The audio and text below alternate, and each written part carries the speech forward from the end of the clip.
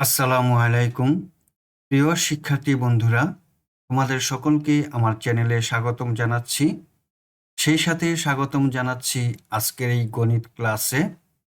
এখন আছি তোমাদের গণিত বইয়ের ৪৩ পৃষ্ঠায়। এই পৃষ্ঠার ৩.৪-এ দেওয়া আছে তরল পদার্থের আয়তন পরিমাপ।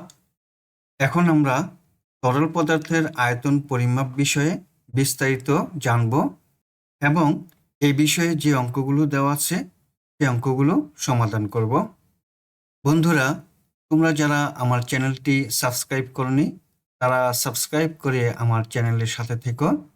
আমার এই ভিডিও নিয়ে যদি তোমাদের কোনো মতামত বা উপদেশ থাকে তাহলে কমেন্টসের মাধ্যমে জানাতে পারো। কোনো তরল পদার্থ যতটা জায়গা জুড়ে থাকে তা এর আয়তন। একটি ঘনবস্তুর দৈর্ঘ্য, প্রস্থ, উচ্চতা আছে, কিন্তু তরল পদার্থের তা নেই। তরল পদার্থ যে পাত্রে রাখা হয় সেই পাত্রের আকার ধারণ করে। এজন্য নির্দিষ্ট আয়তনের কোনো ঘনবস্তুর আকৃতির মাপনী দ্বারা তরল পদার্থ মাপা হয়। এক্ষেত্রে আমরা সাধারণত লিটার মাপনী ব্যবহার করি।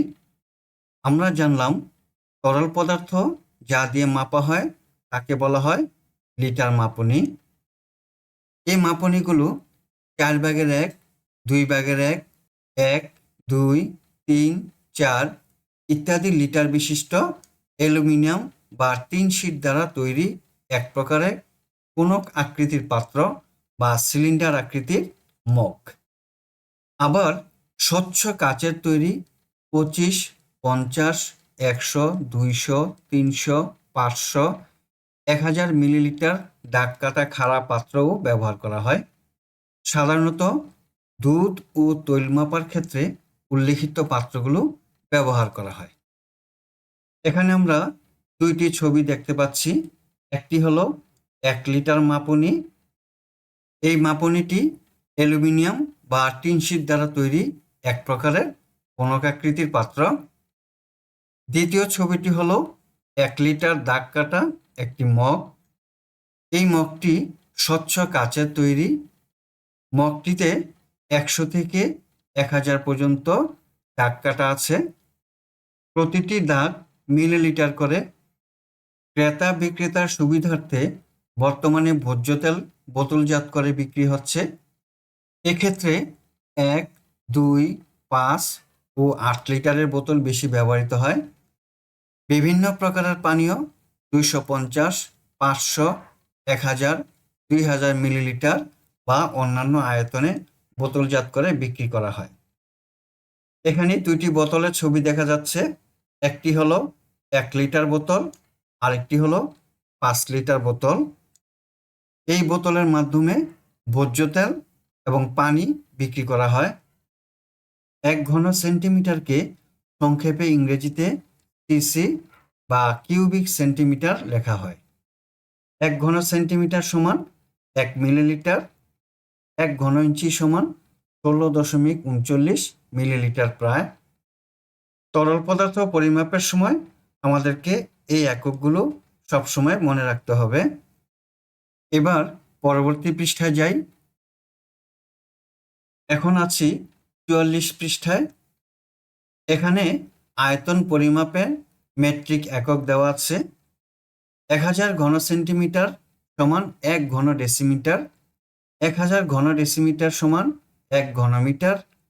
1000 ঘন সেন্টিমিটার সমান 1 লিটার। 1 লিটার পানির ওজন 1 কিলোগ্রাম। যখন অঙ্ক সমাধান করব তখন এই এককগুলো আমাদের জানা থাকতে হবে। এখানে দুইটি কাজ দেওয়া আছে। 1 নম্বর কাজ হলো একটি পানীয় জলের পাত্রের ধারণ ক্ষমতা কত সিসি তা পরিমাপ করো। 2 নম্বরে হলো শিক্ষক কর্তৃক নির্ধারিত অজানা আয়তনের একটি পাত্রের আয়তন অনুমান করো। তারপর এর সঠিক আয়তন বের করে ভুলের পরিমাণ নির্ণয় করো। চলো আমরা কাজগুলো সমাধান করি। প্রথমেই 1 নম্বর কাজটি সমাধান করি।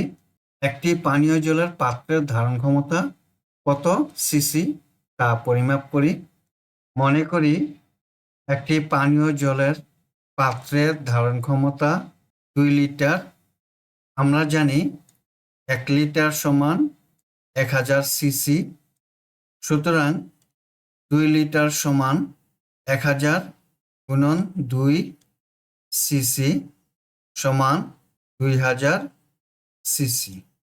সুতরাং পানীয় জলের পাত্রের ধারণ ক্ষমতা 2000 সিসি।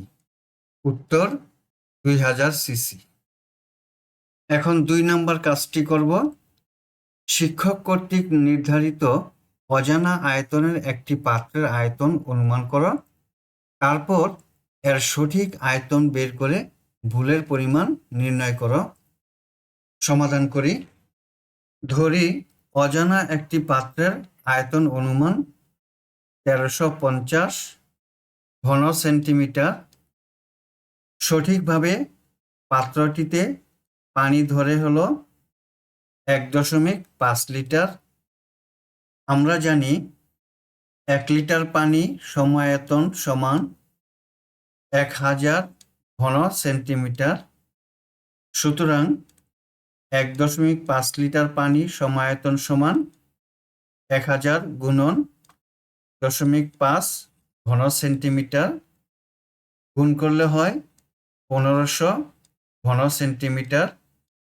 সুতরাং ভুলের পরিমাণ সমান 1500 বিয়োগ 1350 ঘন সেন্টিমিটার। বিয়োগ করলে হয় 150 ঘন সেন্টিমিটার। উত্তর 150 ঘন সেন্টিমিটার। বন্ধুরা, এতক্ষণ আমরা তরল পদার্থের আয়তন পরিমাপ বিষয়ে বিস্তারিত জানলাম এবং অঙ্ক সমাধান করলাম। আগামী ক্লাসে উদাহরণ 1 থেকে অঙ্কগুলো সমাধান করব। আজ তাহলে বিদায় নিচ্ছি। আল্লাহ হাফেজ। আসসালামু আলাইকুম রাহমাতুল্লাহ।